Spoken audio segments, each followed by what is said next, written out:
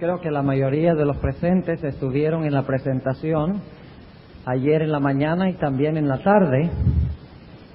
Ayer hablamos de los pies de la imagen de Daniel 2.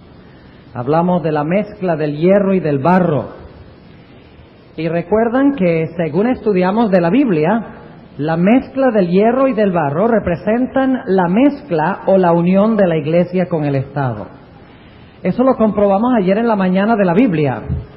Pero yo quisiera leer una cita del Espíritu de Profecía, porque ahí fue donde conseguí la idea de ir a la Biblia a buscar lo que significaba el hierro y el barro. Yo creo que así quiere la hermana White que sea. Ella quiere que vayamos a la Biblia primero y luego entonces quiere que vayamos a sus escritos y nos daremos cuenta que están en perfecta armonía. Dice ella en el comentario bíblico adventista lo siguiente: la mezcla de los asuntos de la iglesia y de la administración política se representa con el hierro y el barro. Esa unión está debilitando todo el poder de las iglesias. Esta aceptación en la iglesia del poder del Estado traerá malos resultados. Los hombres casi han traspasado el límite de la tolerancia de Dios. Han utilizado su fuerza política y se han unido con el papado. Pero llegará el tiempo cuando Dios castigará a los que han invalidado su ley y sus malas obras recaerán sobre ellos mismos. Así que la sierva de Dios deja muy en claro que la mezcla del hierro y del barro representa la intención que tienen los hombres de mezclar los asuntos de la iglesia con los asuntos del Estado, de mezclar la religión y la política. Y esta es una unión ilegítima porque la iglesia no debe vincularse con la política. La iglesia está vinculada con Cristo. Cristo es el esposo de la iglesia. Y cuando la iglesia recurre al Estado para que el Estado haga lo que Cristo debe hacer, el resultado es lo que la Biblia llama fornicación. Es decir, la iglesia tiene otros amantes, los gobernantes del mundo, en vez de tener un solo esposo, que es Cristo Jesús. En esta noche vamos a hablar de un libro muy interesante que ha sido escrito recientemente. Y vamos a hablar de un poder que existe hoy en el mundo que tiene mucho más fuerza de lo que nosotros nos imaginamos. Porque nosotros solamente podemos ver la superficie de los movimientos mundiales. Nosotros no somos capaces de escuchar lo que pasa en las reuniones secretas. No somos capaces de ver las deliberaciones que se realizan entre los grandes magnates del mundo. Pero en esta noche vamos a hablar un poquito de lo que está pasando más allá de lo que ven nuestros ojos. Y vamos a hablar de un sistema mundial que está cobrando una fuerza increíble, casi imperceptible. Pero antes de hablarles de ese libro en esta noche, y antes de ir a la Biblia para comparar lo que dice la Biblia con relación a ese libro, yo sé que nosotros tenemos un buen grupo aquí de personas que no son miembros de la Iglesia Adventista del Séptimo Día. Y yo quiero decirles que la Iglesia Adventista del Séptimo Día aprecia y ama a cada uno de los que no pertenecen a esta iglesia. Y Dios les ama. La Iglesia Adventista cree que en todas las iglesias hay hijos e hijas sinceros de Dios. Creemos que en todas las iglesias hay personas cuyas vidas se han convertido al Señor y por lo tanto son verdaderos hijos y verdaderas hijas de Dios. Ahora yo quisiera en esta noche decir esas palabras porque debo advertirles que en esta noche vamos a hablar algunas cosas bastante fuertes. Y no quiero que ninguna persona que no es adventista piense que estoy criticando o hablando en contra suya personalmente. En esta noche no vamos a hablar de personas individuales, en esta noche vamos a hablar de sistemas. No estamos hablando de cada individuo dentro de esos sistemas. Queremos hablar de los sistemas. Queremos hablar de organizaciones mundiales, dentro de las cuales hay muchos hijos sinceros de Dios, aun cuando esas organizaciones son organizaciones falsas. Así que es muy posible que esta noche, como resultado de lo que hemos hablado, sientan que ha sido un poco fuerte, algunos se sentirán posiblemente sorprendidos, pero recuerden que Dios siempre nos da sus advertencias porque nos ama y porque quiere que sigamos la verdad del Señor. Antes de entrar a hablar un poco de este libro en esta noche, yo quisiera hablarles un poquito en cuanto al peligro de especular en cuanto a la Biblia. Ustedes saben que cuando Saddam Hussein se levantó en contra de Kuwait y las fuerzas aliadas se unieron para atacar a Irak, inmediatamente aparecieron en la prensa, aparecieron cantidades de libros escritos por autores religiosos, diciendo: estamos cerca de Al-Armagedón. Esto es una señal de que Armagedón pronto se va a realizar en el Medio Oriente. Es una señal de que allá en el Valle de Megido se va a realizar esa gran guerra final. Aparentemente, cada vez que hay una crisis en el Medio Oriente, aparecen grandes cantidades de libros diciendo que ese es el cumplimiento de una profecía bíblica. Sucedió después de 1948, cuando fue establecido el Estado de Israel. Aparecieron cantidades de libros por parte de evangélicos y autores religiosos diciendo: ve, Israel ha sido establecido en armonía con las profecías. Después de la guerra de 1967, la famosa guerra de los 7 días, cuando Israel reconquistó el área al oriente de Jerusalén, donde se encuentra el lugar en que estaba construido el templo, aparecieron cantidades de libros más diciendo: no ves, se estableció el templo, se están cumpliendo las profecías. Lo mismo cuando hubo la crisis de la gasolina, del petróleo, en los años 70, en los años tempranos de la década del 70, aparecieron cantidades de libros sobre el petróleo y la crisis en el Medio Oriente y la gran batalla de Armagedón. Parece que cada crisis en el mundo lleva a la gente a buscar en la Biblia esa crisis. Pero yo quiero decirles algo. Eso es un método falso de estudiar la Biblia. Es un método falso de estudiar la Biblia. Es falso ir a la historia y tratar de ir de la historia y buscar dónde eso se relata en la Biblia. El método correcto es ir a la Biblia y entender la Biblia y luego interpretar la historia. Porque los eventos que pasan en el mundo, nosotros si vamos a la Biblia para buscar esos eventos, siempre podríamos cometer errores. Pero cuando conocemos las profecías bíblicas al derecho y al revés, entonces podemos ir con certeza a la historia para buscar su cumplimiento. No es lo mismo ir de la Biblia a la historia que ir de la historia a la Biblia. Y por eso muchas iglesias están consiguiendo cumplimiento de las profecías en todas partes. Porque están yendo a la historia y están diciendo: wow, mire lo que pasó allá, ¿dónde dice la Biblia eso? Y se ponen a buscar, y el que busca encuentra. Debemos, por lo tanto, dejar que la Biblia nos diga lo que va a pasar y no leer la Biblia a la luz de lo que está pasando en el mundo. Me gusta comparar esto con un patrón y un traje. Cuando un sastre va a hacer un traje para alguien, ¿qué usa?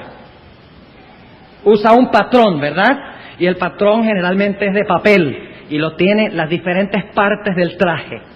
Cuando él mira el patrón y usa el patrón, ¿qué puede hacer él? El traje.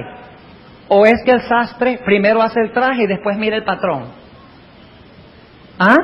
¿Es así que el sastre trabaja?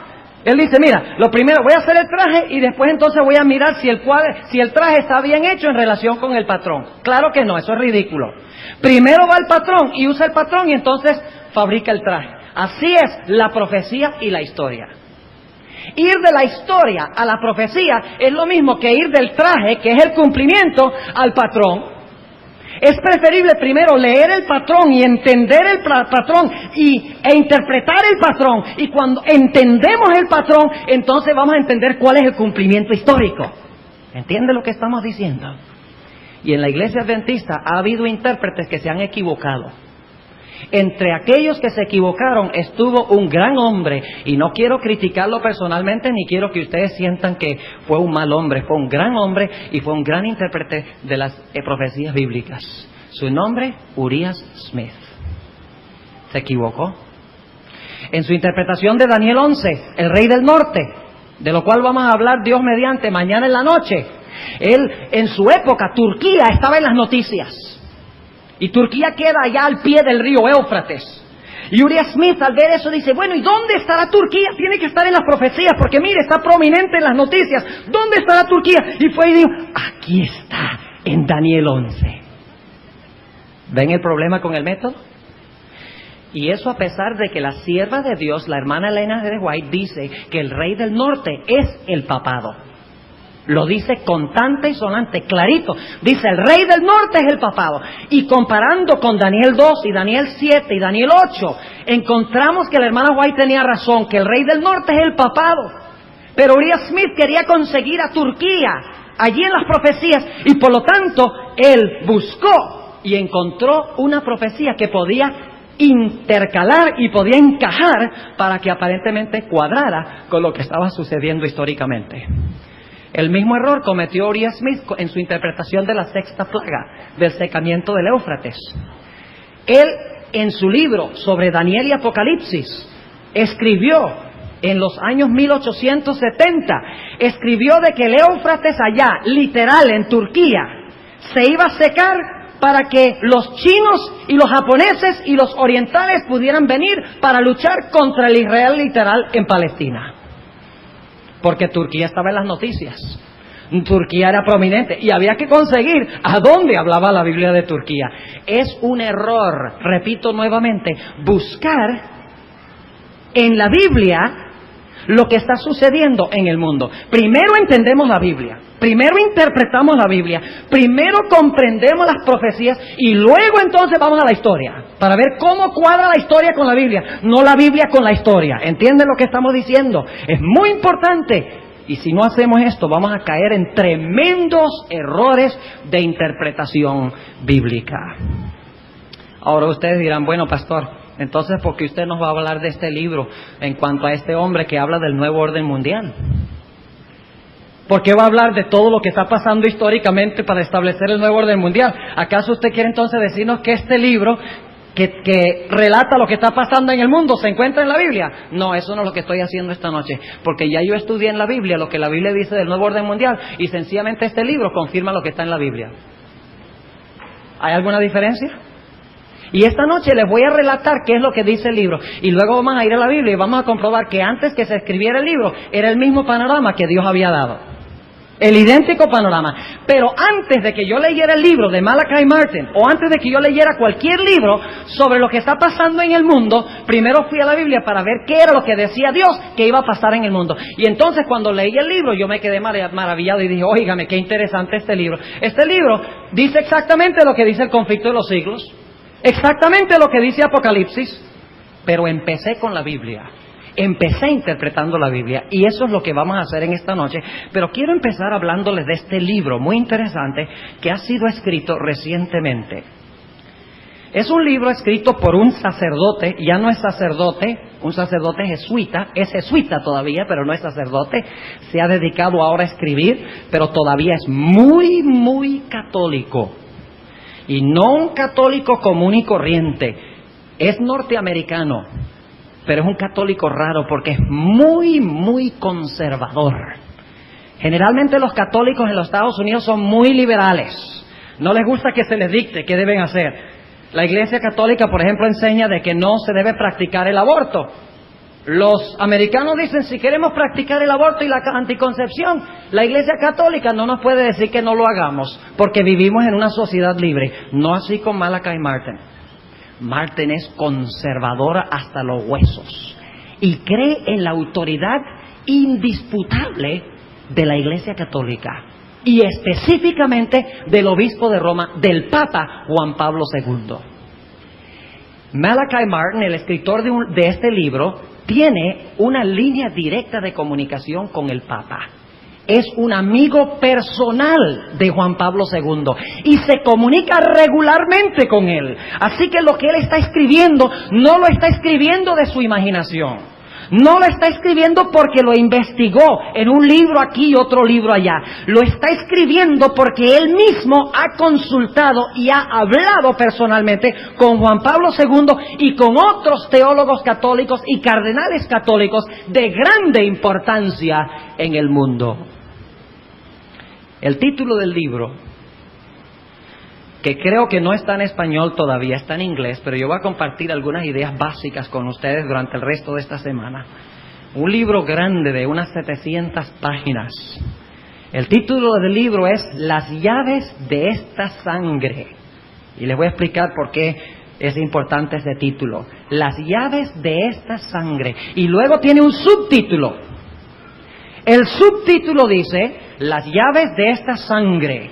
La lucha por el dominio del mundo entre el Papa Juan Pablo II, Mikhail Gorbachev y el capitalismo occidental, que son los tres poderes actuales en el mundo que están luchando por establecer un nuevo orden mundial.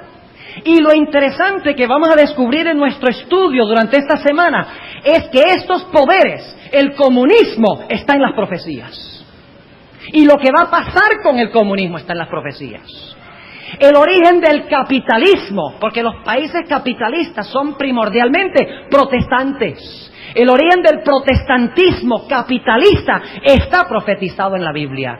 Y el levantamiento del poder papal de la Iglesia Católica, su apoderío, también está profetizado en la Biblia. Y saben ustedes que alrededor del mismo tiempo, cuando cayó el papado y se levantó el ateísmo y se levantó los Estados Unidos, el país protestante por excelencia, en ese mismo tiempo, Dios levantó a la Iglesia Adventista del Séptimo Día para desenmascarar a estos tres sistemas.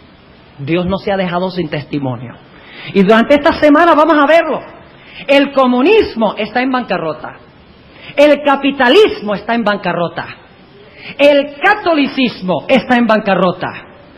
Lo único que no está en bancarrota es el pueblo de Dios, que proclama los mandamientos de Dios y el testimonio de Jesucristo, levantado en la misma época cuando surgieron estos tres poderes, para contrarrestar el mensaje de estos tres poderes. Ahora, ¿qué es lo que dice Malachi Martin en su libro? Escuchen bien. En primer lugar, él dice lo siguiente, y esto se encuentra en la página 15 de su libro. ¿Quieren ustedes saber cuándo se va a establecer este nuevo orden mundial y cuánto de nuestras vidas va a afectar? Escuchen lo que dice. Lo he traducido yo personalmente. Una vez que la competencia haya quedado decidida, es decir, la competencia entre estos tres, entre Gorbachev, Bush y el papado, y él dice que no hay duda en cuanto a quién va a prevalecer. Le van a ver dentro de un momento. Una vez que la competencia haya quedado decidida, el mundo y todo lo que en él hay, es decir, nuestro estilo de vida como individuos y como ciudadanos de las naciones, nuestras familias y nuestro trabajo, nuestro sistema económico y comercio y dinero, nuestros sistemas educativos y nuestras religiones y nuestras culturas, aún los rasgos que nos identifican como naciones, todo será poderosa y radicalmente alterado para siempre. Nadie escapará de sus efectos. Ningún aspecto de nuestras vidas quedará inmune. O sea que este nuevo sistema mundial va a afectar todo. La familia, va a afectar la sociedad. Según el plan se van a eliminar los rangos de naciones, las diferentes naciones. Va a haber un gobierno mundial, va a afectar la cultura, va a afectar la religión, va a afectar todo aspecto de nuestra vida. Y dice él que nadie estará inmune. Suena muy parecido a la historia de los tres jóvenes en el Valle de Dura. Nadie podrá resistir. ¿Cuál Dios os librará de mis manos? Y luego sigue diciendo lo siguiente. En lo que al tiempo respecta, aquellos que tenemos menos de 70 años, y esta es una cita directa, aquellos que tenemos menos de 70 años, veremos instalarse las estructuras básicas del nuevo gobierno mundial. Aquellos que tenemos menos de 40 años, ciertamente viviremos bajo su autoridad y el control legislativo, ejecutivo y judicial de este nuevo sistema mundial. Sigue diciendo, esa es en la página 16. En la página 19 dice Martin lo siguiente: hay una gran similitud que comparten estos tres competidores geopolíticos. O sea, se parecen en algo muy importante, estos tres poderes que están compitiendo. ¿En qué es que se parecen? Dice él, cada uno tiene un plan maestro para establecer un solo sistema de gobierno mundial. Su competencia geopolítica, es decir, la competencia entre estos tres, su competencia geopolítica tiene que ver con cuál de los tres formará, dominará y hará funcionar el sistema que reemplazará el sistema de naciones individuales que está en proceso de decadencia. En otra parte del libro, Martin dice que el nuevo orden mundial se establecerá antes de terminar el siglo XX. ¿Es pronto eso? ¿Cuántos años? 9 años. Ahora, ¿qué es lo que dice él? En primer lugar, él dice que el comunismo es un sistema que está en bancarrota. Él dice que el comunismo no puede dominar el mundo, que el comunismo ha fracasado, y hemos visto los resultados, ¿verdad? Lo hemos visto recientemente. Y el papado mucho tuvo que ver con la caída de Europa Oriental. Específicamente, el comienzo fue en Polonia. Y de Polonia se regó a las otras naciones del bloque oriental. Pero él dice que el comunismo está en bancarrota. ¿Por qué? Él explica que está en bancarrota porque el comunismo rehúsa aceptar a Dios. Niega la existencia de Dios. Y por lo tanto, donde no existe un Dios, no hay moral. No hay principios morales. Porque Dios es el que da su ley. Y si no existe Dios, no hay principios morales que restringen y que guían a la sociedad. Además de eso, dice él, el hombre anhela creer en Dios. Y por eso en los países comunistas hay muchedumbre de gente que creen y aman a Dios.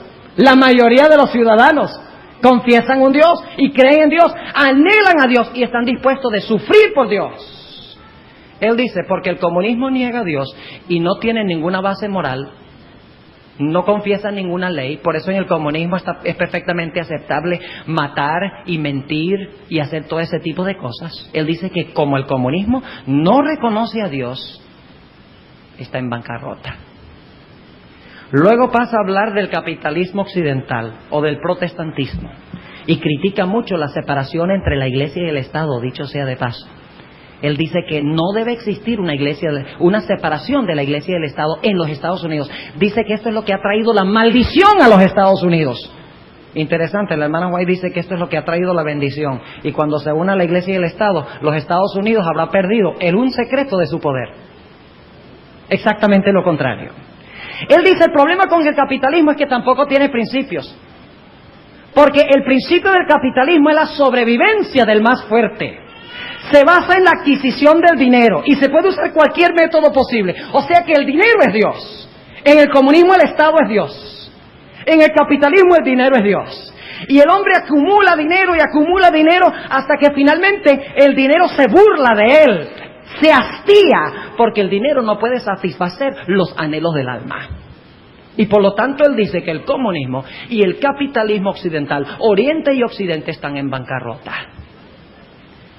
Pero luego él dice, hay un sistema que confiesa la existencia de un Dios. Es un sistema mundial. Es un sistema que enseña principios morales. Es un sistema que no niega la existencia de Dios, aunque vamos a ver de que eso es muy cuestionable en nuestro estudio de la Biblia. Y él dice que este sistema, que tiene valores morales, que confiesa la existencia de Dios, es la Iglesia Católica Apostólica Romana. Dice que como la Iglesia Católica es el único sistema de estos tres que es mundial,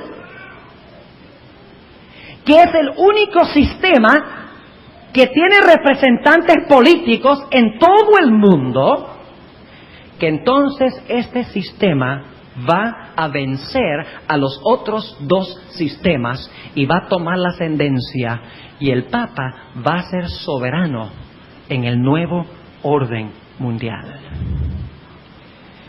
Dice que el papado tiene grandes ventajas sobre el comunismo y el capitalismo, porque el capitalismo y el comunismo tienen, si acaso, 200 años de existencia, mientras que el catolicismo tiene más de 1500 años de existencia, experiencia en moverse políticamente, en saber hacer tratados, en saber hacer pactos y contactos, conoce las artimañas de la política y cómo meterse en los tribunales y en las legislaturas del mundo y dominar y manipular. Y dice, y por eso, por su sobrevivencia a través de los años, a través de muchos siglos, la Iglesia Católica tiene ventajas tremendas que no tienen los otros sistemas.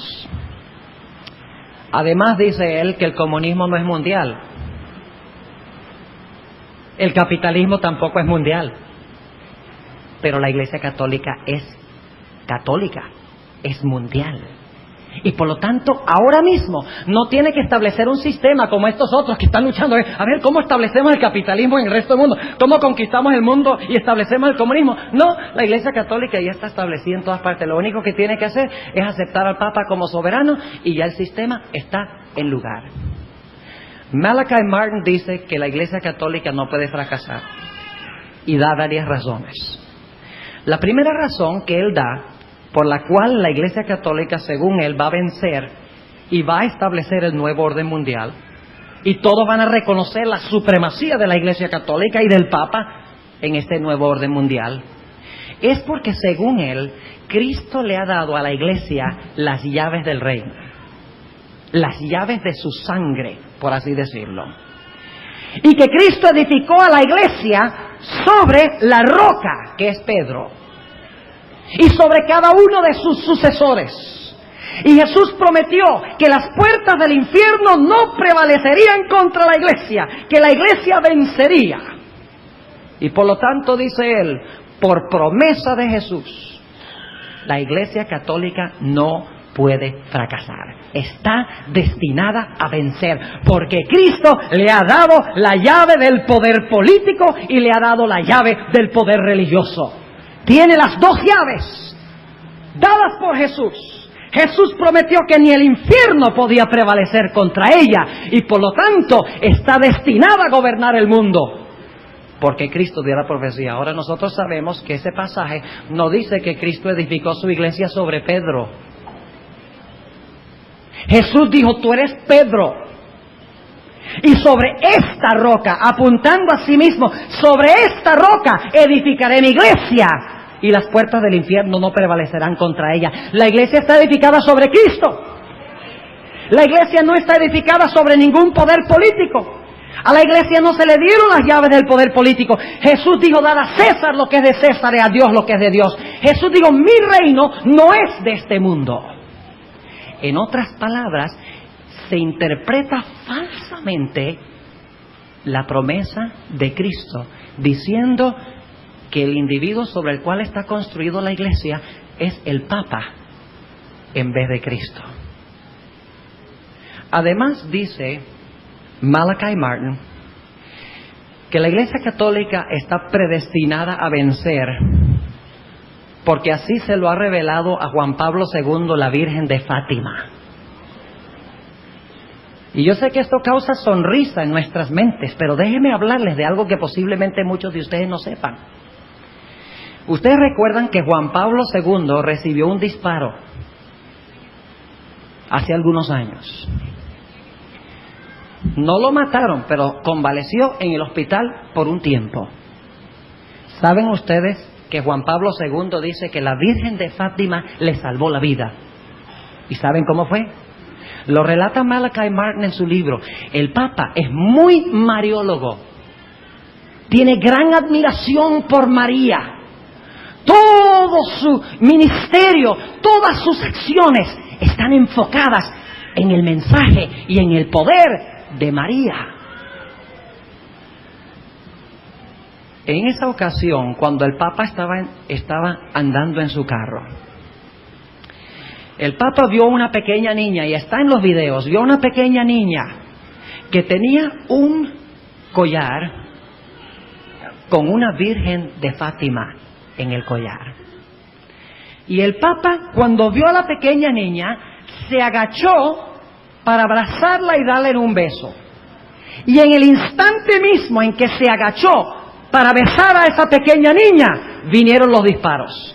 La intención del asesino, para los que examinaron los videos, era darle al Papa en la cabeza. Pero en el momento que disparó, el Papa se inclinó para besar y abrazar a esta niña que tenía en su cuello la Virgen de Fátima. Y por lo tanto el Papa dice, la Virgen de Fátima preservó mi vida. Tiene un destino para mí. Y él está convencido de que ese destino es establecer el nuevo orden mundial. ¿Saben ustedes que Juan Pablo II dice que ha tenido visiones de la Virgen de Fátima? Ustedes recuerdan el episodio de la Virgen de Fátima, 1917, en Portugal. Ella reveló un secreto que no se podía revelar, sino hasta el momento propicio.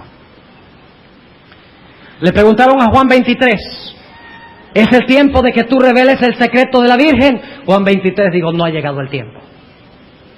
Le preguntaron a Pablo VI, ¿ha llegado el tiempo para revelar el secreto de la Virgen de Fátima? No ha llegado el tiempo. Le preguntaron a Juan Pablo II, ¿ha llegado el tiempo para revelar el secreto de la Virgen de Fátima? Juan Pablo II dijo, sí, es tiempo de revelarlo. El secreto es que el papado va a establecer un nuevo orden mundial en este mundo, y la Iglesia va a controlar la economía, la política y todos los aspectos individuales y de naciones en el planeta Tierra muy pronto. Además, él dice que la Iglesia Católica es muy adaptable. La Iglesia Católica es una iglesia que puede ser distinta dependiendo del país donde está. Por eso la sierva de Dios dice que es como un camaleón. La hermana White dice que la Iglesia Católica es como un camaleón. Dependiendo del país donde está. Por ejemplo, Juan Pablo II viajó al Brasil hace algunos años. Y es el Papa de los viajes, ¿verdad? Es el Papa geopolítico. Ha visitado a la Iglesia Anglicana, ha visitado a los patriarcas de la Iglesia Ortodoxa Oriental, ha visitado la sede de los luteranos, ha visitado la sede de los anglicanos, ha visitado los animistas en el África, ha visitado los obispos en México, ha ido a Nicaragua. ¿Dónde no ha ido? Y no ha sido por razones religiosas solamente, ha sido por razones políticas. Porque él está convencido, según Malachi Martin, de que él es un papa del destino que establecerá el nuevo orden mundial. Un camaleón que dependiendo de dónde está, cambia color, se adapta a las circunstancias. No es como la Iglesia Adventista, que es igual en todas partes. Cuando el Papa fue al Brasil, tuvo entrevistas con gente que practicaba vuduismo, y ¿saben ustedes lo que dijo? Digo, no hay ningún problema, si esa es la costumbre local de ustedes, practiquen el vuduismo, pero tengan cuidado de los excesos. Tengan cuidado de no ir más allá de lo que deben ir. Así les dijo. Es adaptable a las circunstancias en cada lugar. Este libro menciona por nombre a los adventistas del séptimo día. Dice Malachi Martin que el Papa está personalmente observando con mucho cuidado a la Iglesia Adventista, y menciona también otras iglesias y los considera potenciales enemigos en su establecimiento del nuevo orden mundial. Ahora nos preguntamos, ¿cuál es la perspectiva bíblica? Dice la perspectiva bíblica de que el papado establecerá su poder y que gobernará el mundo. ¿Dice la Biblia eso? Vamos a encontrar en esta noche que la Biblia dice eso. La perspectiva que presenta Malachi Martin es la perspectiva exacta que presenta la Biblia y el espíritu de profecía. Y para aquellas personas que desconocen este libro, deberían conseguir este libro. Fue escrito por una viejita. Hace más de 100 años recibió su primera visión en cuanto al conflicto de los siglos en 1848. Y la visión fue repetida en 1858. Y luego el libro fue publicado en su forma ampliada en 1888. Ya no van a olvidar esas fechas. 48, 58 y 88. Y ella en este libro dice exactamente lo que dice Malachi Martin en el libro de él en 1990. Ambos dicen que el papado va a establecer un sistema de dominio mundial que va a gobernar el mundo en su totalidad. Y cuando la hermana White dijo eso, era un disparate, porque el papado estaba muerto. El papado había recibido una herida mortal en 1798. ¿Quién se hubiera imaginado que ella tenía razón? ¿Qué iba a saber ella? El gran crecimiento y la fama del papado. No lo sabía, pero ella recibió visiones de Dios y empezó a escribir en el conflicto de los siglos lo que Dios le reveló. Y dice exactamente lo que dice Malachi Martin en su libro. Los mismos argumentos que usa él, ya la hermana White los tenía antes. Elena G. de White. ¿Cómo supo la hermana White hace más de 150 años lo que le tomó a Malachi Martin escribir en 1990? A lo mejor adivinó. Muy difícil. Muy imposible que hubiera adivinado. Ahora, hay una diferencia entre Elena G. de White y Malachi Martin. Malachi Martin dice que este nuevo orden mundial va a ser la mayor bendición que ha experimentado la humanidad en toda su historia. Porque bajo el nuevo orden mundial se va a distribuir todo el dinero equitativamente en el mundo. ¿Ustedes por qué creen que los Estados Unidos están mandando miles de millones de dólares a otros países y se endeudan en el proceso? Interesante. Miles de millones a países del tercer mundo, países en vías de desarrollo, les dicen ahora, mientras que se está quebrando, literalmente. Porque la idea, según Martin, es que se va a establecer un nuevo orden mundial donde va a haber paz, como dijo George Bush en la cita que leí ayer, paz y armonía. No va a haber ya comunistas contra capitalistas, todos van a cooperar y colaborar. Ya no va a haber ricos y pobres, todos van a tener una cantidad igual, como un socialismo, casi un comunismo, pero un comunismo religioso. Porque es que el comunismo y el catolicismo se parecen mucho. Y de eso vamos a hablar mañana en la noche. Malachi Martin dice que esto traerá la mayor bendición al mundo. Elena G. de White dice que sí, la Iglesia Católica va a dominar el mundo, pero será la mayor maldición de la historia. Ahora estudiemos lo que dice la Biblia en cuanto a esto.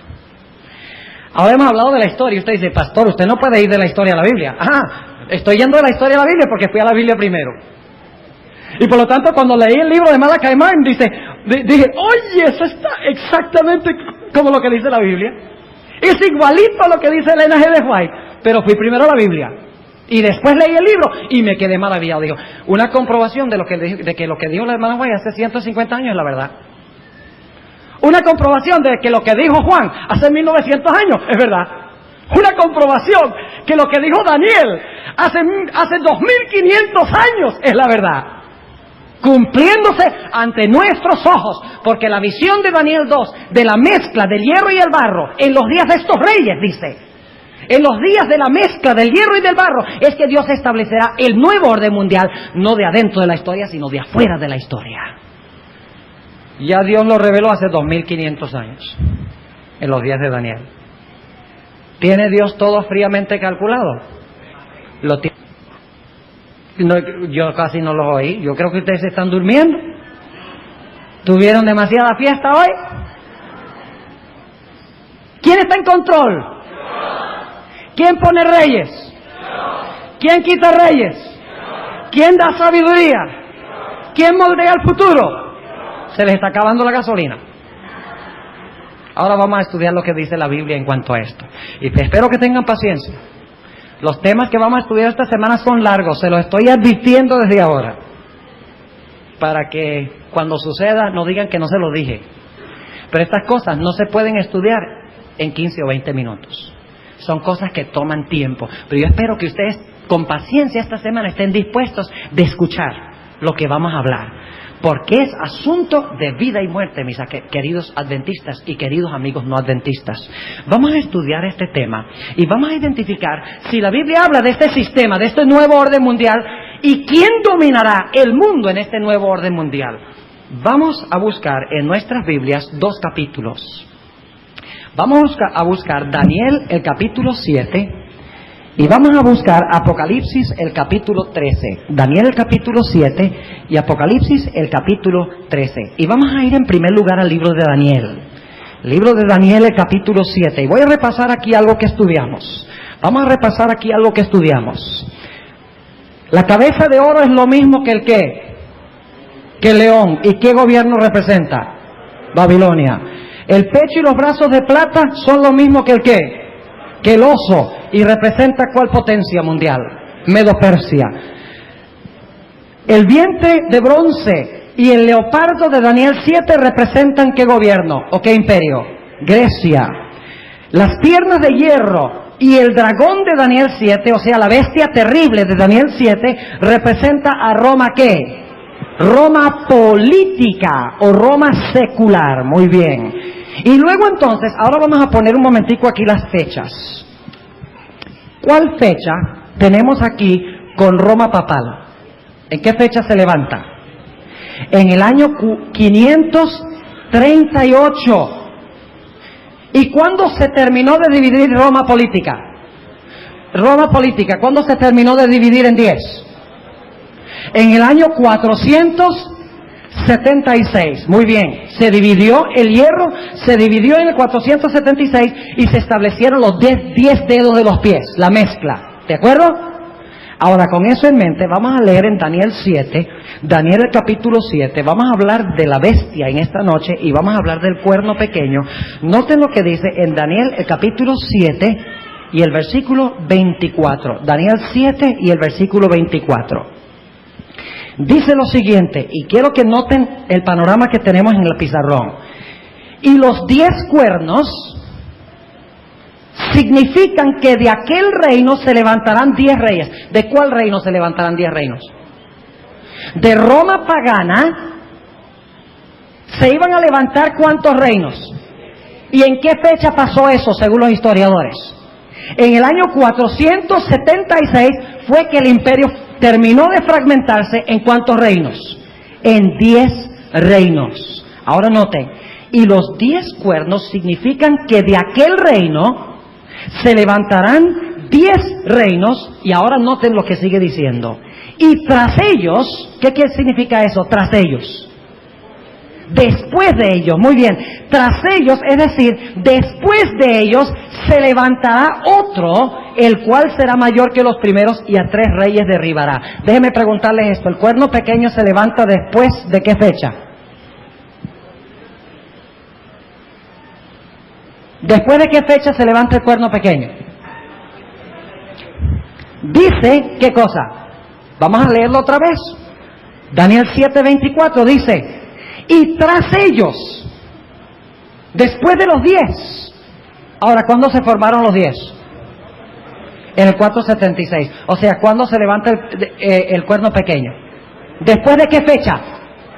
Después del año 476, porque dice que se levanta entre los 10. Y para poderse levantar entre los 10, tiene que haberse levantado ya cuando los 10 estaban establecidos. O sea que el cuerno pequeño debe levantarse después del año 476 después de Cristo. Esa es nuestra primera categoría o característica. Ahora notemos también Daniel el capítulo 7 y el versículo 8, un poco más específico. No solamente debe levantarse después del año 476, sino que vamos a saber más o menos dónde se va a levantar este cuerno pequeño. Daniel el capítulo 7 y el versículo 8 dice, estando yo contemplando los cuernos, ¿cuáles cuernos? Los 10 cuernos, muy bien. Estando yo contemplando los cuernos, he aquí que otro cuerno pequeño subía ¿qué? Entre ellos. Entre los 10. ¿Y qué son los 10 cuernos? Las 10 divisiones ¿de dónde? de Europa. Ahora, si el cuerno pequeño se levanta entre los 10 cuernos, ¿dónde debe levantarse el cuerno pequeño? En Europa. ¿Están entendiendo lo que estamos diciendo? O sea que no solamente se levanta el cuerno después del año 476, sino que se levanta entre los 10 cuernos de Europa Occidental. O sea que es un cuerno que se levanta en Europa. ¿Vamos bien? Ahora, ¿qué más podemos ver? Noten Apocalipsis 13, y vamos a brincar de Apocalipsis 13 a Daniel 7, y vamos a brincar un poquito de aquí para allá porque describen lo mismo. Apocalipsis el capítulo 13. Y vamos a ver lo que se nos dice en el versículo 1. ¿De dónde se levanta esta bestia? Dice en Apocalipsis 13:1, y yo me paré sobre la arena del mar, y vi una bestia subir ¿de dónde? Subir del mar. ¿El cuerno pequeño se levanta de dónde? La bestia que tiene el cuerno pequeño se levanta del mar. Lean Daniel 7 y el versículo 2. Dice que 4 bestias se levantaron del mar, lo cual significa que el cuerno pequeño se levanta de la cabeza de la bestia que se levantó del mar. ¿Qué representa el mar en la Biblia? El mar en la Biblia representa muchedumbres. Lean, por ejemplo, Isaías 17:12 y lean Apocalipsis 17:15. Y dice claramente que las aguas, el mar, representa muchedumbres. O sea que el cuerno pequeño se iba a levantar a donde había mucha ¿qué? Donde había mucha gente después del 476 y en Europa Occidental. ¿Vamos bien? Ahora notemos otra característica. ¿A dónde se encuentra el cuerno pequeño? ¿A dónde está el cuerno pequeño? ¿Viene volando del cielo? ¿Viene de repente el cuernito solito y aparece en la historia? ¿Dónde está el cuerno? ¿De dónde sale? ¿Sale de la cabeza de dónde? Del dragón. ¿Y qué representa el dragón? Ahora escuchen bien. El dragón representa Roma pagana, lo mismo que las piernas de hierro. Lo cual significa que el cuerno pequeño se levanta ¿de dónde? De Roma política. O sea que va a ser un poder romano. ¿Entienden lo que estamos diciendo? Un poder que se levanta en Roma. ¿A dónde se va a levantar el cuerno pequeño? ¿Después de qué fecha? ¿En qué región del mundo? En Europa. ¿De acuerdo? ¿Vamos bien? Ahora sigamos estudiando. Vamos paso a paso. Noten lo que dice Daniel 7 nuevamente, y mantengan un dedo en Apocalipsis 13 y mantengan un dedo en Daniel 7 porque vamos a estar brincando de aquí para allá. Dice en Daniel el capítulo 7 y el versículo 24 que este cuerno hace algo. Dice, y los 10 cuernos significan que de aquel reino se levantarán 10 reyes o 10 reinos, y tras ellos se levantará otro, es decir, después que los 10 reinos se establecen, se levanta otro, el cual será mayor que los primeros, ¿y a qué? Y a 3 reinos derribará. O sea que cuando el cuernito se levanta es chiquito primero, es un cuerno pequeño, pero dice que llega a ser mayor que los otros. O sea, de pequeño se vuelve ¿qué? Se vuelve más grande que los compañeros. Y dice que cuando se levanta, arranca ¿qué? Debe arrancar 3 reinos que se encuentran ¿dónde? En Europa. ¿Vamos bien? Estamos estudiando de la Biblia. No vamos a mirar allá al Medio Oriente. Olvídense del Medio Oriente. Vamos a estudiar lo que dice la Biblia. Vamos a seguir el orden que dice la Biblia. O sea que ese poder debe arrancar 3 cuernos, o debe arrancar 3 reinos en Europa, después del año 476. Ahora sigamos. Daniel 7:21. Daniel 7 y el versículo 21. Y veía yo que este cuerno hacía guerra contra los santos y los ¿qué? ¿Qué hacía contra los santos? Guerra. Y cuando hacía la guerra perdía. No, dice que hacía guerra contra los santos y los ¿qué? Y los vencía. Noten también lo que dice Daniel 7 y el versículo 25. Daniel 7 y el versículo 25 dice, y hablará palabras contra el Altísimo y a los santos del Altísimo quebrantará. O sea, este sería un poder que iba después del 476, un poder romano, un poder en Europa Occidental, un poder que arrancaría 3 de las naciones de Europa. Iba también a hacer ¿qué cosa? Iba también a pisar ¿a quiénes? ¿Y a destruir a quiénes? Iba a destruir a los santos de Dios durante este periodo, después del 476. ¿Vamos bien? No les he dicho quién es todavía, porque al final les voy a preguntar a ustedes quién es, basado sobre las características. Ahora, noten también lo que dice Daniel 7 y el versículo 25. Otra característica, dice, y hablará ¿qué? Palabras contra el Altísimo. ¿Qué palabras habló contra el Altísimo? Noten Apocalipsis 13. Apocalipsis el capítulo 13. Mis hermanos, tenemos que tener una razón para nuestra fe. Debemos poder explicar esto a la gente. Cuando se establezca el nuevo orden mundial, ¿qué vamos a decir? Yo no sé si es de Dios o si no es de Dios. No podemos hacer eso. Tenemos que poder dar una razón de nuestra fe, y razones sólidas. Noten Apocalipsis el capítulo 13. ¿Qué son las palabras que habla en contra del Altísimo? Dice en el versículo 5 de Apocalipsis 13, y le fue dada boca que hablaba grandes cosas y ¿qué? Blasfemias. ¿Qué son las grandes cosas que habla el cuerno? ¿Qué habla la bestia? ¿Qué es lo que habla? Blasfemias. ¿Qué es blasfemia? Vamos a dejar que la Biblia lo explique. Vamos a buscar San Marcos 2:7. San Marcos el capítulo 2 y el versículo 7. San Marcos el capítulo 2 y el versículo 7. Ustedes recuerdan que Jesús sanó a un paralítico.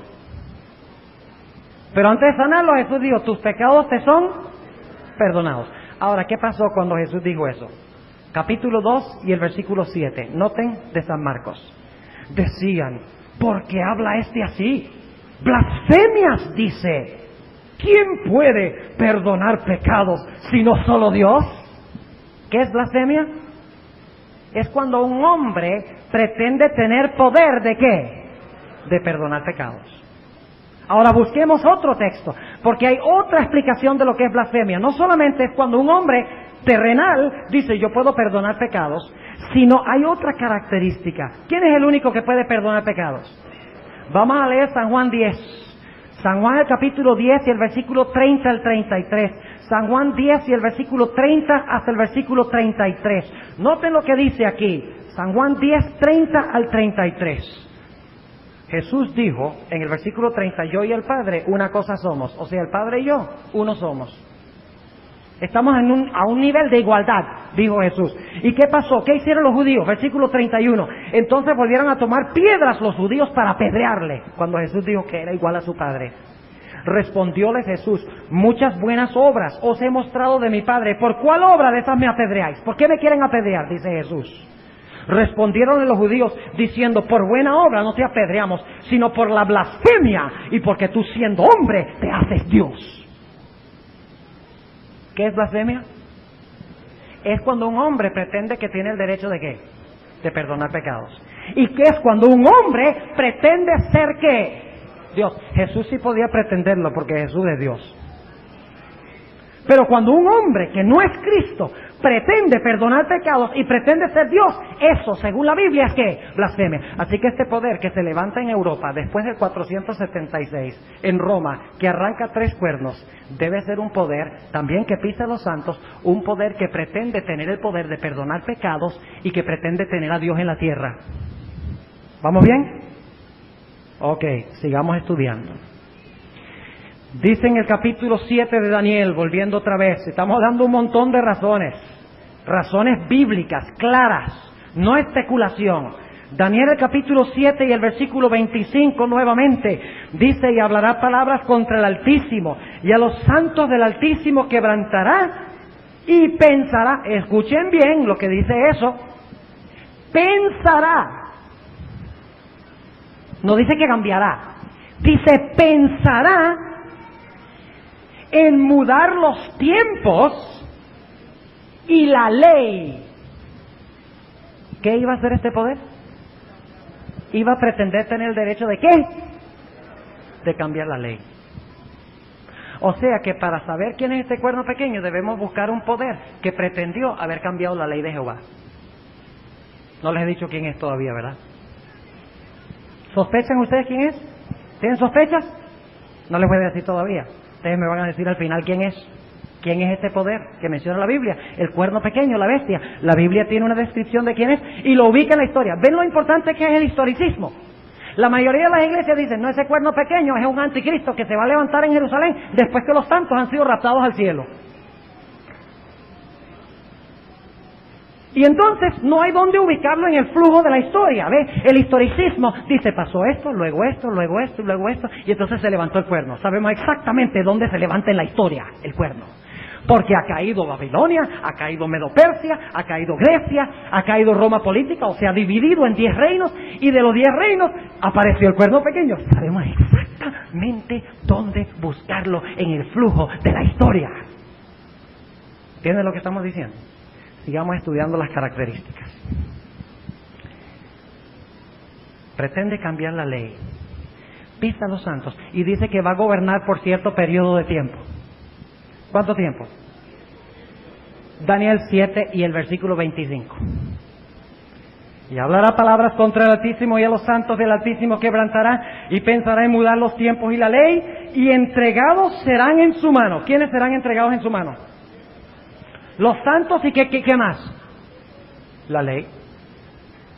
Entregados, no dice entregado. Entregados serán en su mano ¿hasta cuánto?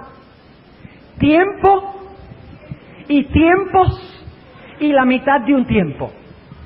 ¿Cuánto tiempo es eso?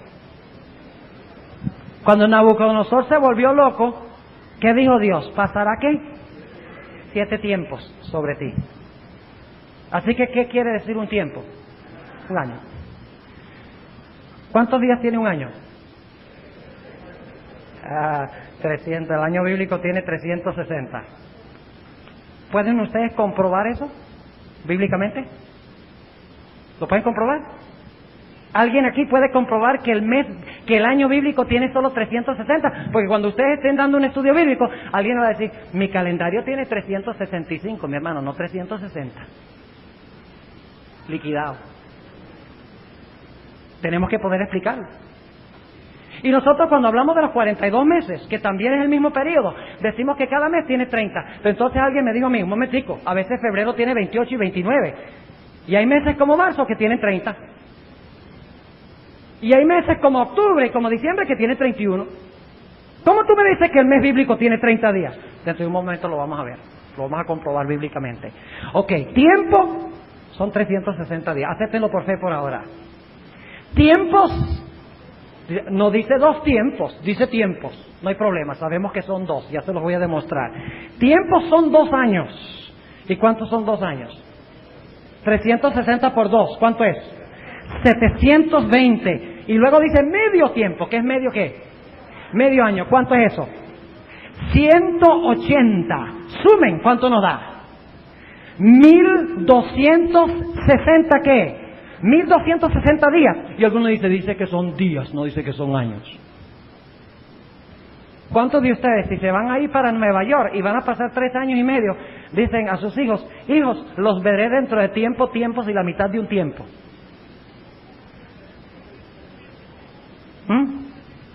¿O cuántos dicen, si tienen que viajar, le dicen a sus hijos, miren hijos, los veré dentro de 1260 días? O peor, nos vemos dentro de 42 meses. En Apocalipsis estamos hablando de símbolos. Como el león es un símbolo, el oso es un símbolo, el mar es un símbolo, el cuerno es un símbolo, los 10 cuernos son un símbolo, la arena es un símbolo, la roca es un símbolo, el tiempo es un símbolo. Y se expresa en terminología simbólica. Por eso es que no dice hasta 6 años y medio y el santuario será purificado. Dice hasta 2300 días y el santuario será purificado. La expresión en sí misma tiene un sabor simbólico, porque se expresa en un lenguaje anormal. ¿Entienden lo que estamos diciendo? Hay otras razones en las cuales no voy a entrar ahora. Pero tenemos ¿cuánto tiempo entonces iba a gobernar este cuerno? 1260 ¿qué? Óigame, años. ¿Y tenía que empezar a gobernar después de qué fecha? Déjenme decirles que no hay muchos poderes de los cuales escoger. Que gobernaron después del 476 por 1260 años. No hay mucho de qué escoger, pero todavía no le voy a decir quién es. Ahora vamos a hablar Vamos a hablar de el mes bíblico. ¿Quieren hablar un momento del mes bíblico? ¿Quieren que les muestre bíblicamente que el mes tiene 30 días? Vamos a hacerlo. Vamos a Génesis.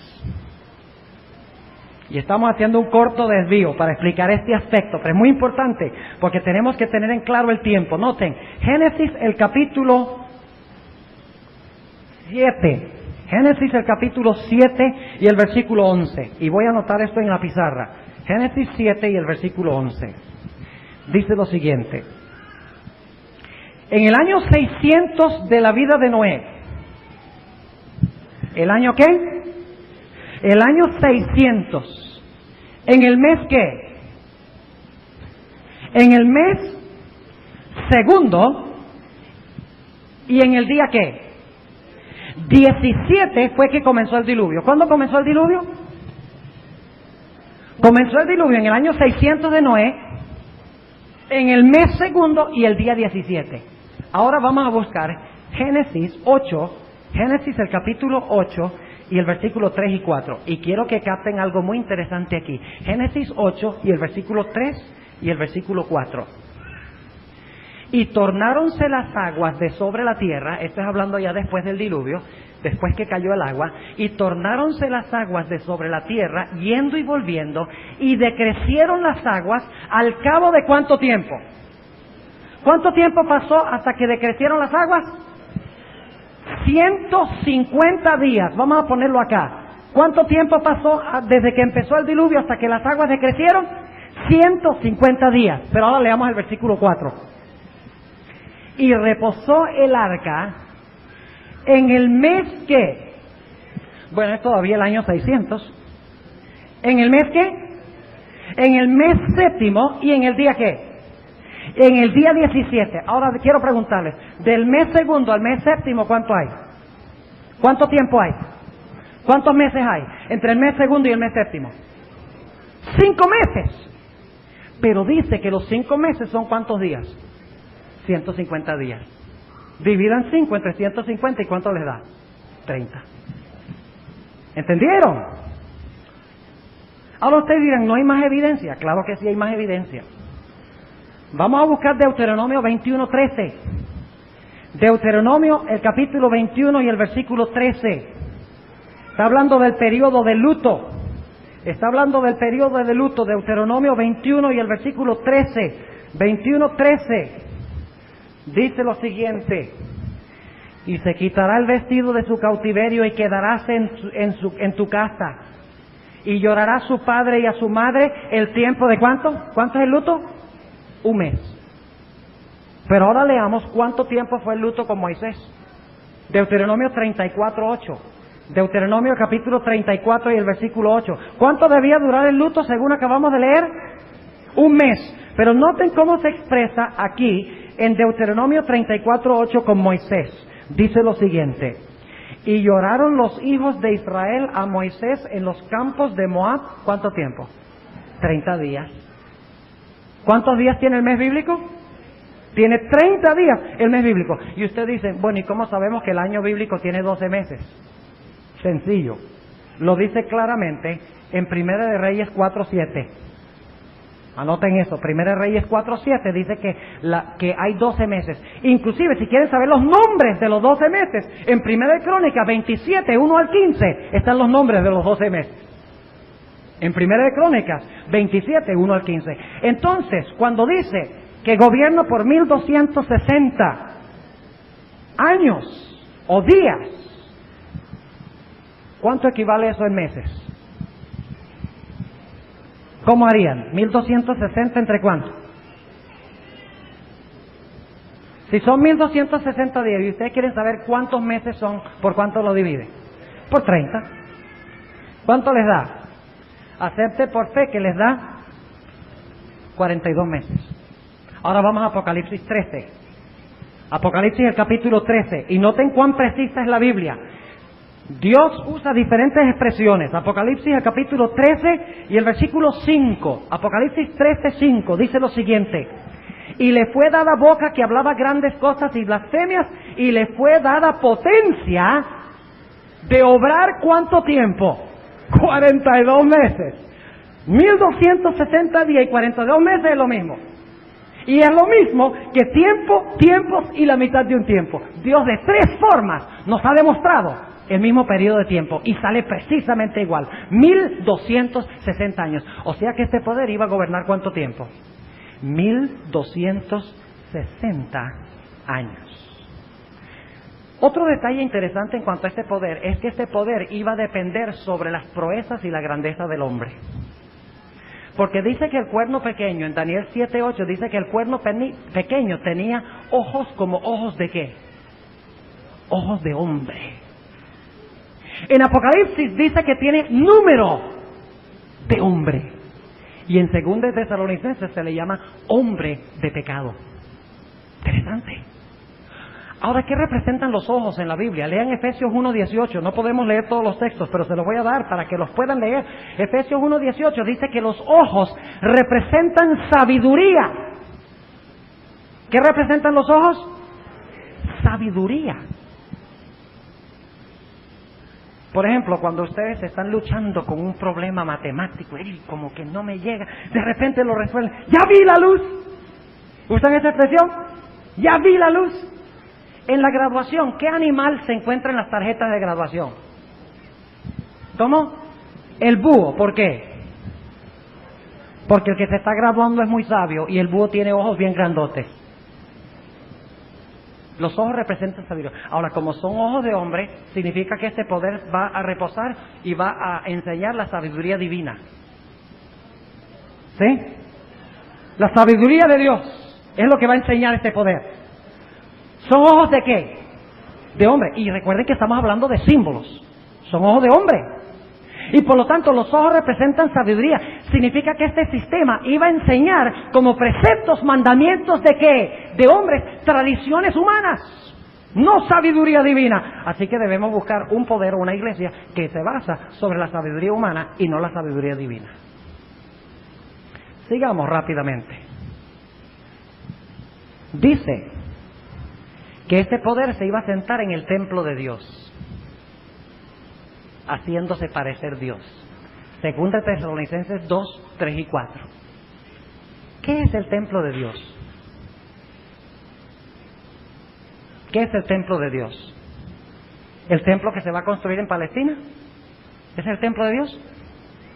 Jesús dijo, vuestra casa os es dejada desierta, hablando con los judíos. No dijo, es mi casa. Antes de eso Jesús decía, mi casa será llamada casa de oración.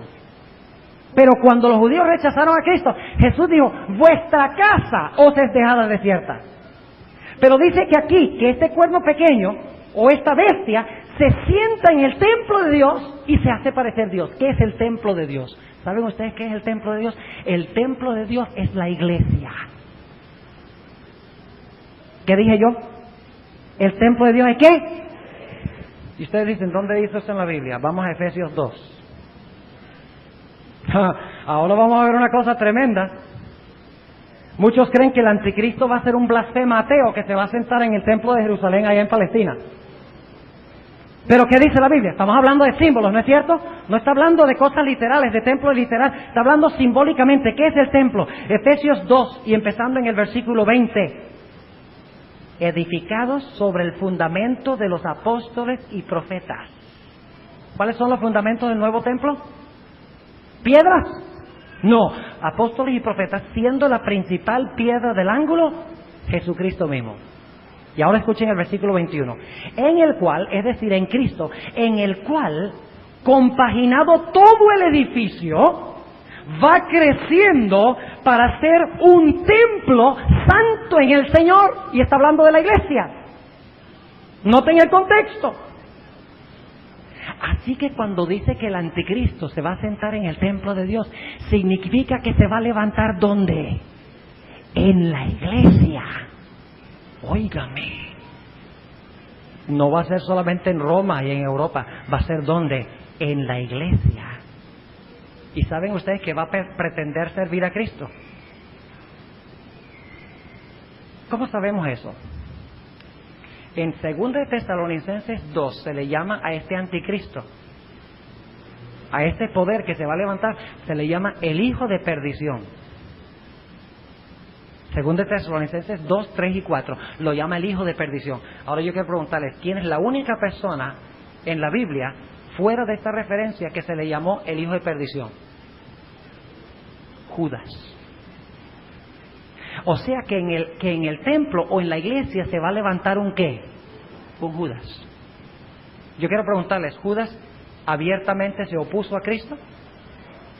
¿Todo el mundo sabía que era un apóstata, un ateo?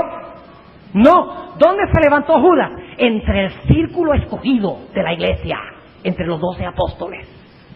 ¿Tenía engañado a los otros discípulos? Hasta el mismo final. Inclusive cuando salió,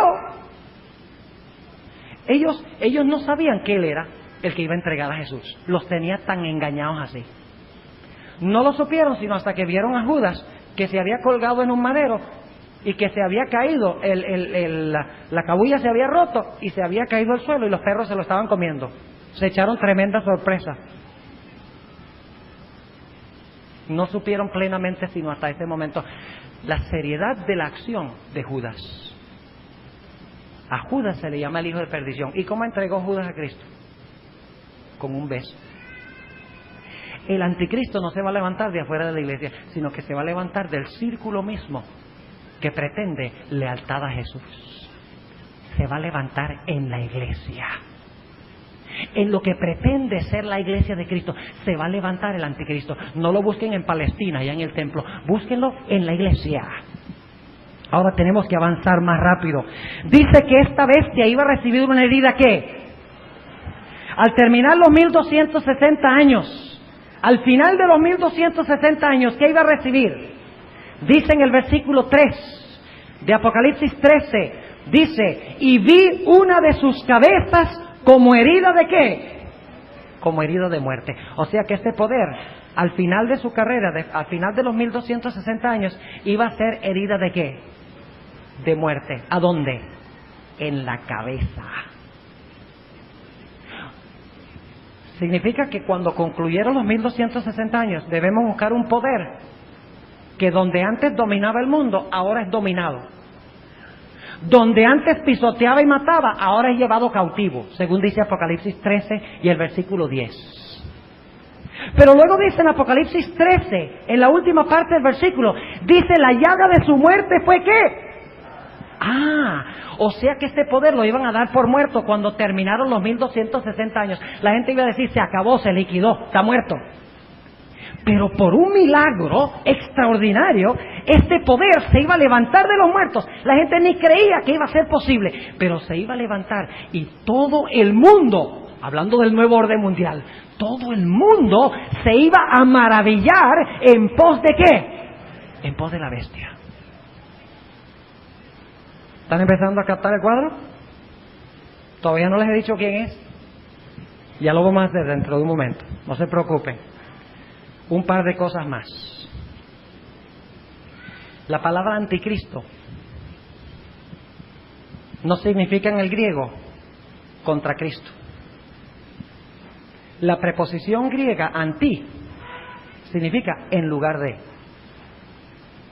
Lo cual significa que el anticristo que se describe aquí en Apocalipsis 13 y en Daniel 7, y usamos la palabra anticristo, significa que iba a ser una persona no que se iba a oponer directamente a Cristo, sino un poder que iba a procurar ocupar el lugar de Cristo. Porque anticristo significa en lugar de Cristo. Es la misma palabra, la misma preposición que se usa cuando estaba Barrabás y Cristo ante la turba. Dice que el pueblo aceptó a Barrabás en lugar de Cristo. La misma preposición, en lugar de Cristo. Anticristos significa uno que procura ocupar el lugar de Cristo. Lo cual significa que el cuerno pequeño y la bestia debe ser un poder que pretende ser Cristo en la tierra. ¿Vamos bien? Además dice que tendría un número. ¿Cuál es el número que tendría? 666. Y es el número de su nombre. Vamos a leerlo. Apocalipsis 13. Apocalipsis 13, porque en la antigüedad la gente no tenía números. La gente escribía los números con letras. Y quiere decir que las letras de su nombre darían 666. Noten Apocalipsis 13 nuevamente. Y estamos avanzando aquí rápidamente. Apocalipsis 13. Y noten el versículo 18. Aquí hay sabiduría. El que tiene entendimiento cuente el número de la bestia, porque es número del hombre y el número de ella, ¿qué cosa? 666. Y noten el versículo 17.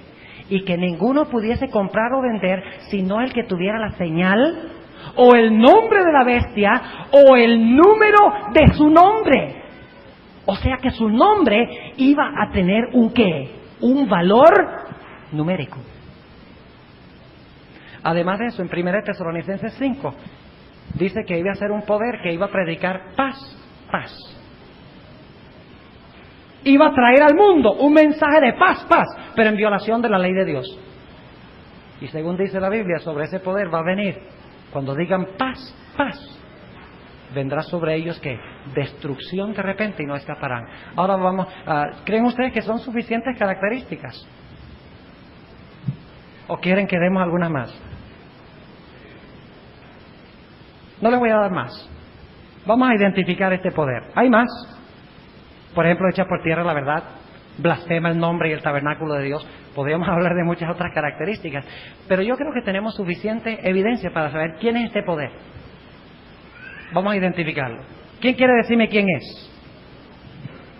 A ver, ¿quién quiere decirme? ¿Quién quiere tener la valentía de decirme, de acuerdo a las características, quién es? Ahí atrás. ¿Cómo quién? El papado. ¿Cuántos están de acuerdo con eso? De acuerdo a las características. ¿Qué es el papado? No tenga miedo. Esta bestia es el papado.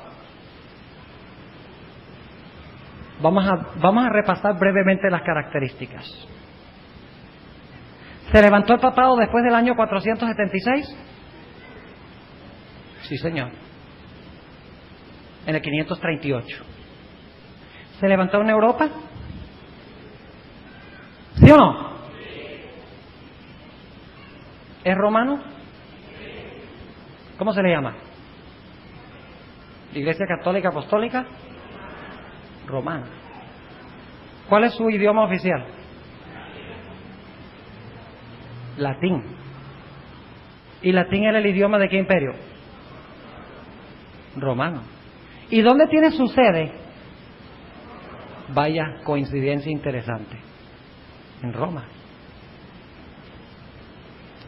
¿El papado es un poder que se levanta después del 476? ¿Se levanta en Europa? ¿Es un poder romano? Claro que es un poder romano. Pisoteó a los santos de Dios durante 1260 años. Ojalá yo tuviera tiempo de hablarles de lo que pasó. ¿Han oído hablar de la Inquisición?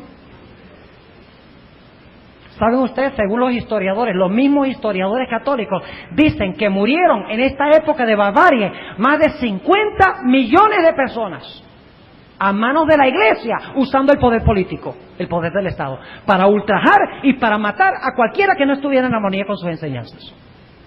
Documentado históricamente. No estamos especulando. Históricamente la Iglesia Católica mató a millones de personas en la estaca. Jerónimo, Hus, Savonarola, la gran masacre de San Bartolomé, por mencionar algunos. Si un rey se oponía al Papa, como sucedió con Enrique de Alemania, el Papa podía hacerlo esperar 4 días, descalzo en el frío, antes de recibirlo. Así era. Pisoteó a los santos de Dios. ¿Procuró cambiar la ley? ¿Qué día enseña la Iglesia Católica que debemos guardar? ¿Y qué hace con el mandamiento que dice no tendrás imágenes? Ustedes van a un catecismo, vayan a la Biblia católica, ahí están los mandamientos correctos. Pero si ustedes van al catecismo, encontrarán que la Iglesia Católica elimina totalmente el segundo mandamiento y divide el 10º mandamiento en 2, y en lugar del sábado dice santifica las fiestas. ¿Cambió el papado la ley de Dios o trató de cambiar la ley de Dios? ¿Pisoteó a los santos? ¿Pretende la Iglesia Católica de tener poder de perdonar pecados? ¿Pretende tener a Dios en la tierra? Es un poder que se levanta en la Iglesia. ¿Gobernó por 1260 años? ¿Desde qué fecha hasta qué fecha? Desde el 538 hasta 1798, y de estas fechas vamos a hablar mañana en la noche, de la fecha de comienzo y la fecha de terminación. Gobernó 1260 años. No hay muchos poderes de los cuales escoger que se levantaron después de 476 y han existido 1260 años. Gobernó el papado por 1260 años. ¿Predica el papado paz?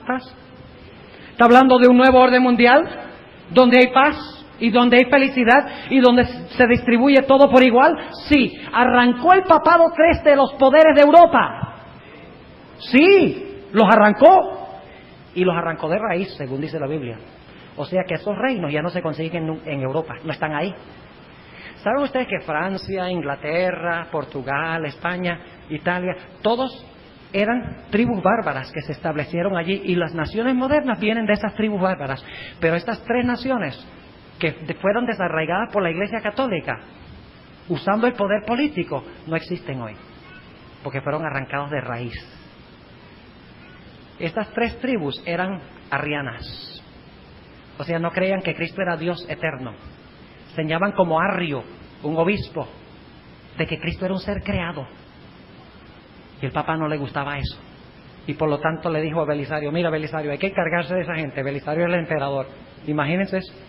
La iglesia diciendo al emperador: mira, yo no puedo convencer de la Biblia a este Arrio de que Cristo es Dios, así que ve y elimínalo.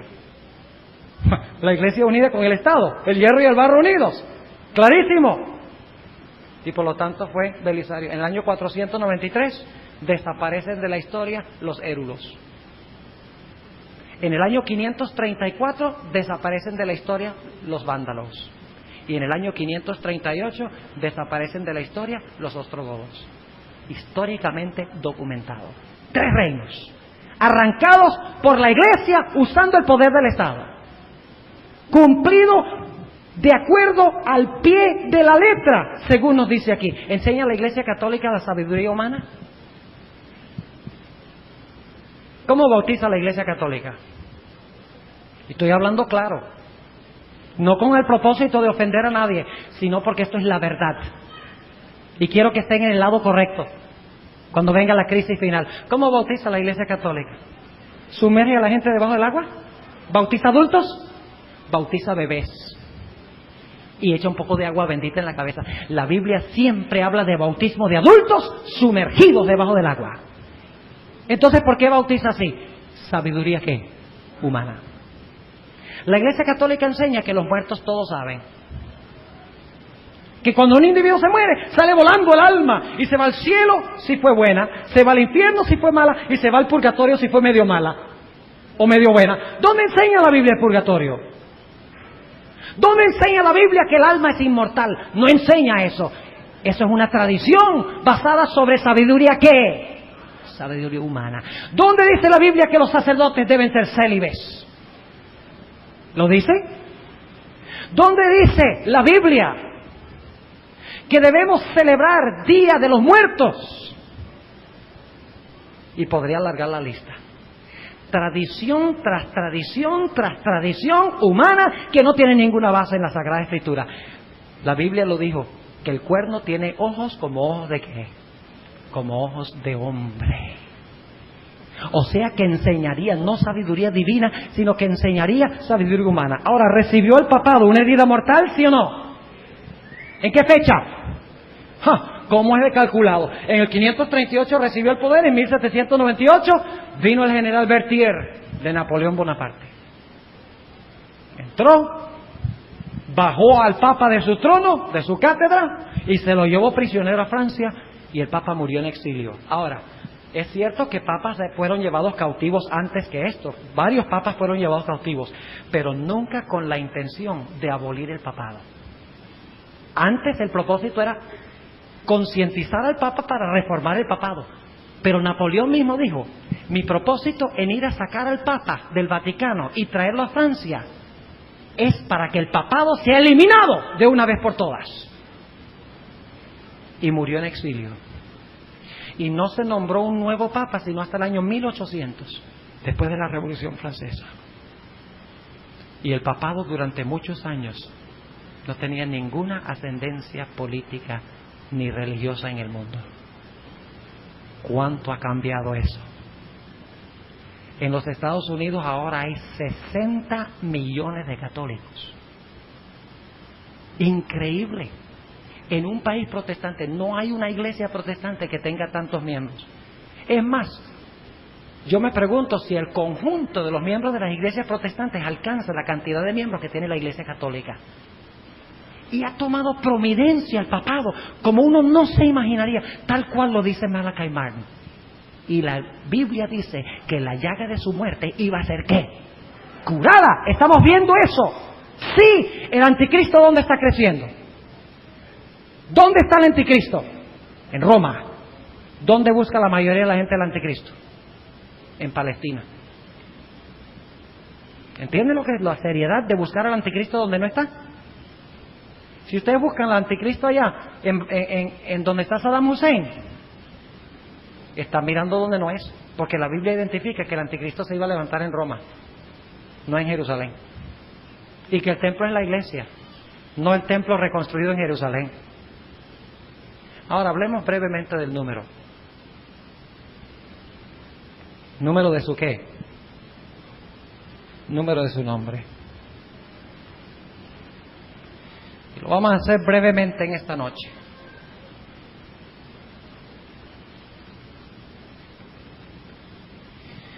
Por mucho tiempo el nombre oficial y aparecía en la tiara del Papa, ya no aparece, pero aparecía en la tiara de la corona del Papa hasta el año 1700, cuando fue quitado, porque ya se estaba usando el nombre para identificar al Papa como la bestia. El nombre oficial es en latín Vicarius Filii Dei. Recuerden que este es un número, es un nombre latino. Por lo tanto hay que usar valores numéricos latinos. Números romanos, en otras palabras. ¿Cuánto vale la B? 5. ¿Cuánto vale la I? 1. ¿Cuánto vale la C? 100. La A no tiene valor.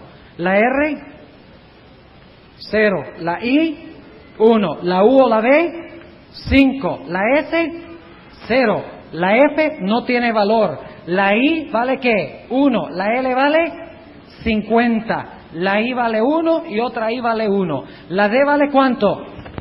500. La E no tiene valor y la I tiene un valor de 1. Sumen ustedes a ver cuánto es el valor numérico del título oficial del Papa cuando era coronado como Papa. ¿Cuánto da el número de su nombre? 666. Fue quitado de la tiara. Ahora, el Papa tiene 2 títulos más que se le dan. Vicarius Filii Dei significa vicario del Hijo de Dios. Pero otro nombre que se le da es Dux Cleri, también en latín. Muy a menudo se le llama el Dux Cleri. La D vale ¿cuánto? 500. La U, la B vale 5. La X vale 10. La C vale 100. La L vale 50. La F no tiene, la E no tiene valor, la R no tiene valor y la I tiene un valor de 1. ¿Cuánto da el título Dux Cleri? 666. Otro nombre que se le da, que significa jefe de la corte de Roma, que no es solamente un nombre, son varios, es el nombre Ludovicus, que es clero principal de la corte de Roma, es lo que significa Ludovicus. ¿Cuánto vale la L? 50. La U o la B, 5. La D, 500. La O, 0. La B, 5. La I, 1. La C, 100. La U o la B, 5. La S, 0. ¿Cuánto es el valor? 666. ¿Y saben ustedes algo interesante? Originalmente, cuando los poetas latinos establecieron el sistema numérico,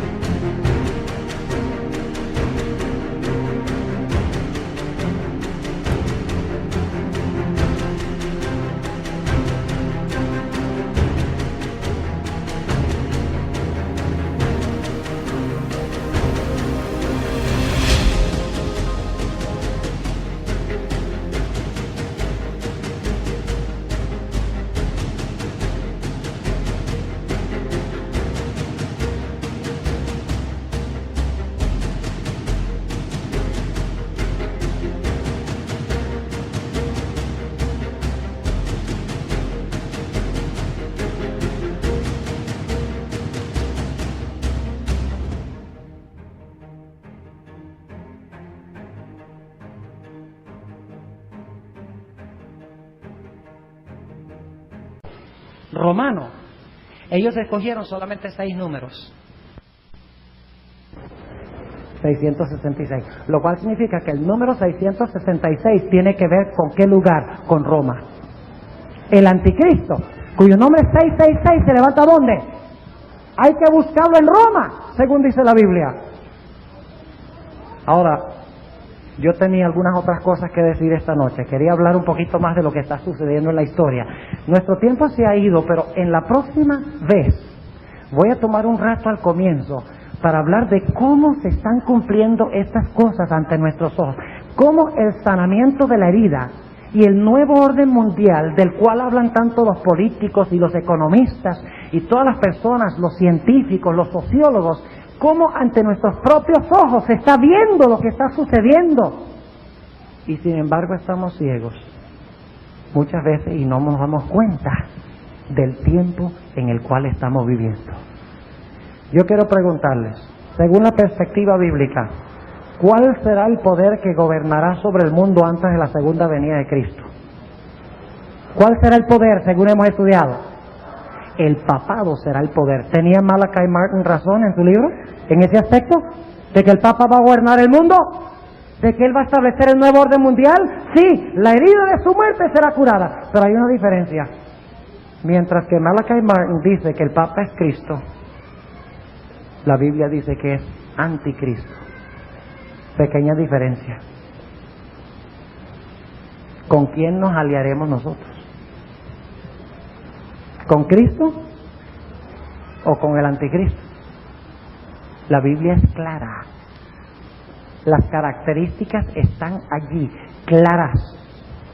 No hay duda alguna en cuanto a quién es el anticristo, quién va a gobernar el mundo. Malachi Martin tiene razón en decir que el papado ganará la riña entre el comunismo, el capitalismo y el papado y el catolicismo. Sí prevalecerá el papa, pero nos dice Daniel el capítulo 2 que en los días de estos reyes, cuando se mezcle la iglesia y el Estado, cuando el papado use el poder de la política, Cristo levantará un reino que jamás será corrompido, un reino eterno bajo el gobierno de Cristo Jesús, nuestro Señor y nuestro Dios.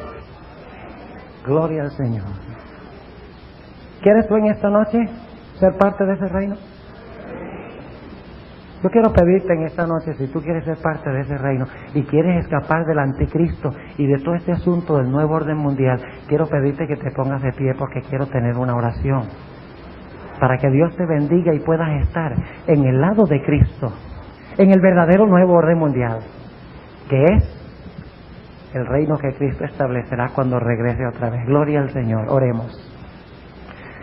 Amante Padre Celestial, te damos gracias porque nos has revelado tan claramente en tu palabra la identidad del anticristo. Y sabemos que tú lo has identificado porque tú no quieres que nosotros pertenezcamos a este sistema. Tus advertencias a veces son fuertes y nos pegan duro, pero tú solamente hieres con el propósito de sanar. Te agradecemos porque nos has hablado claramente en tu palabra. Te ruego, Señor, que bendigas cada decisión que se ha tomado en esta noche.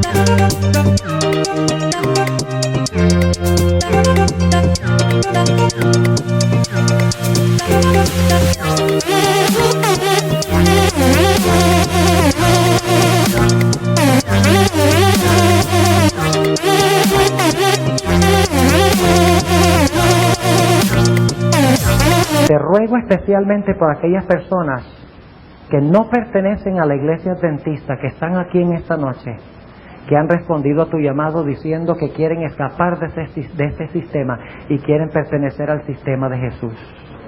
Te ruego, Señor, que tú las ayudes a prepararse para escapar de las cosas que vendrán y estar entre los redimidos que serán salvos cuando Cristo venga. Te doy gracias también por aquellas personas, miembros de la iglesia, que han respondido y reafirmado su fe en tu reino, en Jesús. Manténnos fieles, Señor, hasta aquel gran día, cuando Cristo venga sobre las nubes del cielo y podamos decir: he aquí, este es nuestro Dios, le hemos esperado y Él nos salvará. Gracias por escuchar nuestra oración, en el nombre y por los méritos de Cristo. Amén.